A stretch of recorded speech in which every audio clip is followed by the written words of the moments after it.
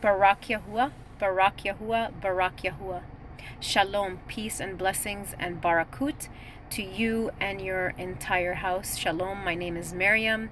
I pray everybody is well today. I pray everybody's staying woke, as they say, and walking the ancient path in Ruach and in truth, because not many people are on this walk. Yahuah did say, many are called, few are chosen.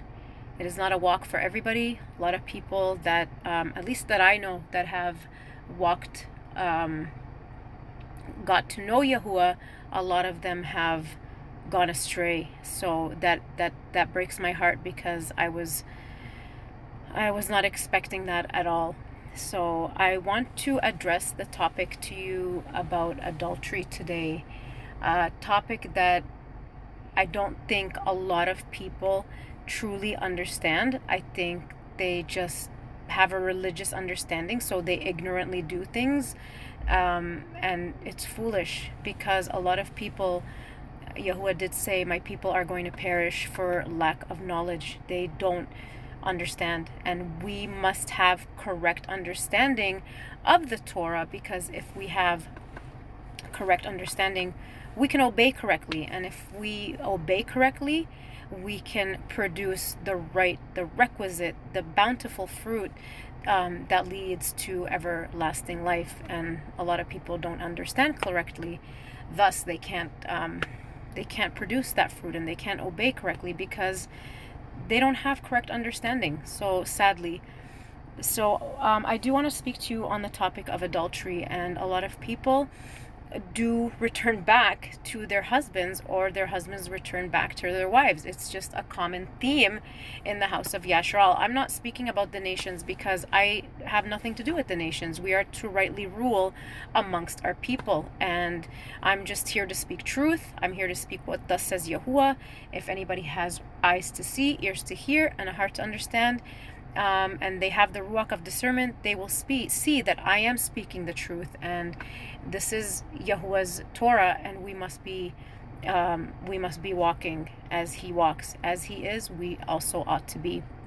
So a lot of people, they do return back to each other. I've seen stories, I've witnessed it, and it's heartbreaking. And a lot of people will come and say, you know what, well, if we repent and we say sorry to our husband or wife or etc., it is okay. Well, it's not okay. It truly isn't okay, because the Torah clearly states that the judgment for adultery is stoning. So that means it's death. The wages of sin is death. So the crime for adultery, the punishment is stoning. And a lot of people will come to me, and they have told me, actually, in the past, or recently, they said, well, what about Husha? Well, Husha's wife, she didn't know Yahuah, and Yahuah puts physical examples. He puts physical examples to teach us about deeper spiritual matters. And a lot of people, they refer back to the book of Husha, and Yahuah was trying to show us an example of how his people, how his wife went astray, and she went and whored, and through his death, burial, and resurrection, and through belief, we can return back to him. He returned back to his wife through the shed blood of Yahusha. Now, Husha returned back. He forgave her because she didn't know Yahuah. She didn't know Yahuah, and when she was whoring, and then she came to know Yahuah. And after she came to know Yahuah, she stopped all that whoredom. She stopped whoring, and Yahuah forgave her, and she served Yahuah for the rest of the days of her life.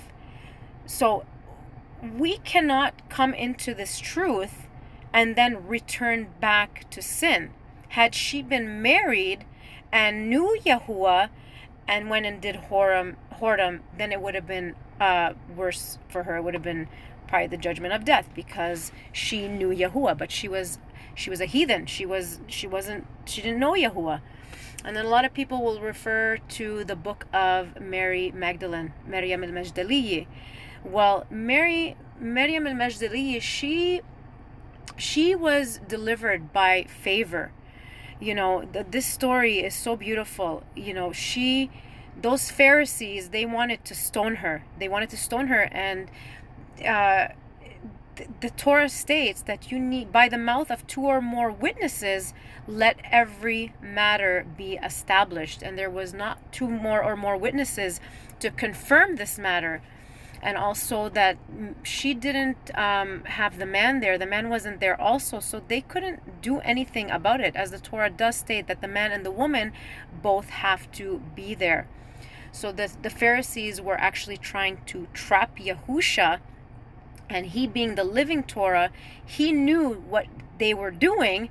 So he told them, whoever has the sin, who doesn't have sin, cast the first stone. And nobody was able to cast a stone, and they were so upset because he got them really good. But she did commit the crime of adultery because he told her, go and sin no more. So she did commit adultery. But had everything been fulfilled in the Torah, where there was a mouth of 2 or more witnesses, or she would have been stoned. He would have agreed to stone her, but they were just trying to trap him. So in Deuteronomy 24, it says, if a man takes a woman and he finds a matter of uncleanness, he shall put a writ of divorce in her hand and send her away. And if that woman goes to another man and he finds a matter of uncleanness on her, he also too shall write her a certificate of divorce and put it in her hand and send her away. And that woman can never ever return back to that first husband, because it would bring an abomination into the land. Now, in the book of Yirmiyahu, also there's a second witness to this in the book of Yirmiyahu. Let me just get there, sorry. He says in the book of Yirmiyahu chapter 3, it says, if a man puts away his wife and she goes from him and becomes another man's, does he return to her again? Would not that land be made greatly unclean? But you have committed whoring with many lovers, and would you return to me, declares Yahuah. So it's very clear in the book of Yirmiyahu and Deuteronomy, Devarim chapter 24, that a woman is not to return back to her husband after she went to another lover, because that would bring an abomination into the land. Now, a lot of people will argue with me and say, well, Yahusha came, and he came to renew the everlasting covenant. He did come to renew the everlasting covenant, but this is between man and woman here on earth. Yahusha came to die. Yahuah in flesh came to die for you and to be buried 3 days and 3 nights, and then he came back as a renewed man, as a renewed husband, so he can return back to his divorced wife, which is Ephraim, who was divorced in the year 722 BCE. They are not going to return back to covenant with the master until after the great distress, because Ephraim, frankly, they're not listening. For Ephraim is rebellious. I mean, if you are calling yourself the house of Yehuda or the house of Yasharal, I mean, the only people that are listening is true Yahudim, the ones that are actually adhering to what is being spoken. To anybody who understands the Torah correctly, they know that Yahusha died for his wife. Yes, he died both for Yehuda and Ephraim, but Yehuda is still in covenant with the master because he was never divorced. He never divorced Yehuda. He divorced Ephraim. Ephraim was divorced, and again, they're not going to return back into covenant with the master until after the great distress. But if somebody desires to attach to the house of Yehuda, they can, through receiving Ruach. If you are still amongst the house of Yasharal, you are void of Ruach. You are amongst the nations. The only people that have received breath in this season, who have returned back to covenant with the master, is the house of Yehuda. The house of Yehuda. So when he died for his bride, and it cost him it cost a heavy price. Not with perishable goods, not with silver and gold, but with his very shed blood. With his blood, with his precious blood. All his blood was poured out on the earth in order for him to redeem his bride. He, our innocent lamb, slain before the foundation of this earth, was slain. All his blood was shed for him to redeem his bride. Something innocent must be given in place of that sinner, of that person that sinned. A life for a life. A life for a life. So if a man and a woman return back to each other after they committed adultery in the walk of Yahuah, I'm not talking about heathens. I'm not talking about the nations. The nations can do whatever they want. But if you have stepped foot in this walk with Yahuah, and you're calling on the name of Yahuah, and within this walk you have committed adultery, you cannot return back to each other, man or woman.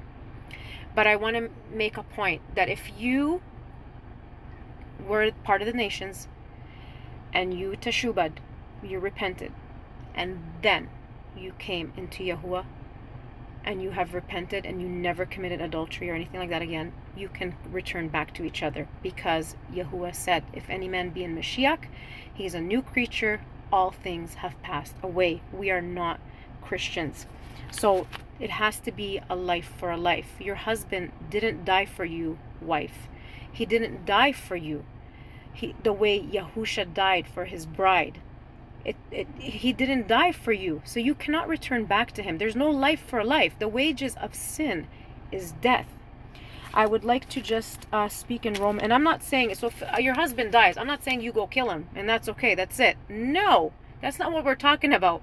I'm not saying that your husband go hang himself. No, I'm just saying that it is a life for a life, and the wages of sin is death. There must be a slaughter offering. The only way is to just separate, separate and repent, and never look at any man, or if you're a woman, and if you don't look at any woman if you are a man, and walk this walk as best as you can, the way Ra'uban did. Ra'uban, he was Yaqub's son, and he committed adultery, and he cheated, or he took his father's wife Bilhah. But if you read through the ancient text, it says that he wore sackcloth, he gave away his wife, he gave them to Yehuda, his children, and he repented. He was just serving Yahuah for the rest of his days.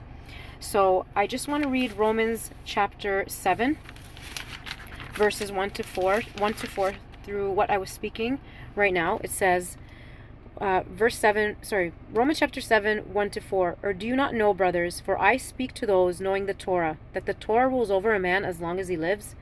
For the married woman has been bound by the Torah to the living husband.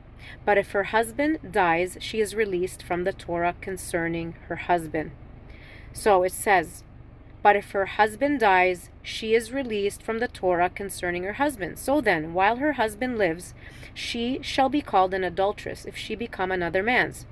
But if her husband dies, she is free from that part of the Torah, so that she is not an adulteress, having become another man's.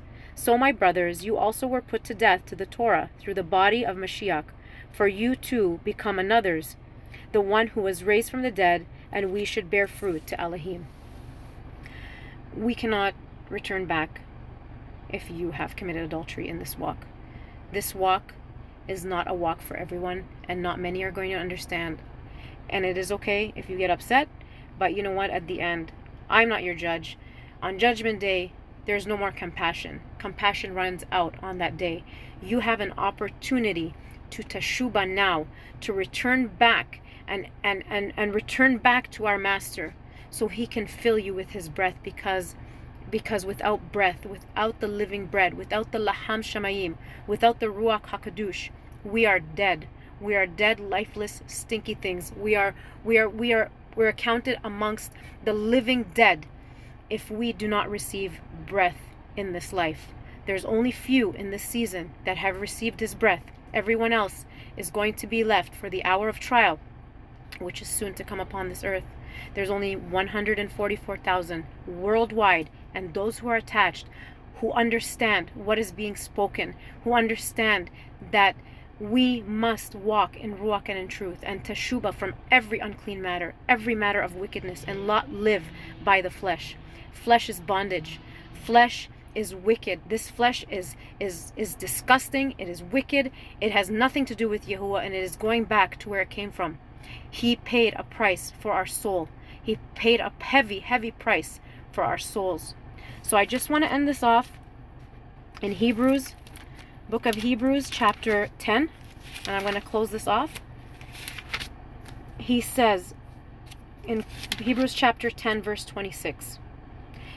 And this is after, if we've come and received the truth, we need to ensure that we no longer sin these grave, wicked sins, because Yahuah is not to be mocked.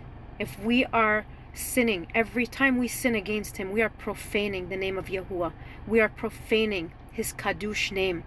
He is Kadush. He is separate. He is beautiful, and we must be separate as he is separate.